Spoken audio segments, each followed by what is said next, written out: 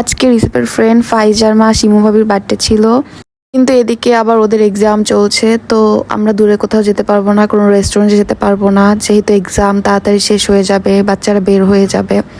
এজন্য আমরা স্কুলের পাশে একটা চাট দোকানেই শিমু ভাবির বার্থডে সেলিব্রেট করেছি। ভাবি একজন ডেন্টিস্ট, এবার 43তম BCS এ ভাবির জব হয়ে গিয়েছে, ভাবি আমাদের ছেড়ে ঢাকায় চলে যাচ্ছে। সাথী ভাবিদের বার্গার ক্লাব থেকে শিমু ভাবি pizza, sub sandwich, French fries এগুলো এনেছিল। আমরা চার দোকানে বসেই সেলিব্রেট করেছি। স্কুলে এভরিডে কোনো না কোনো কিছু থাকবেই আমাদের।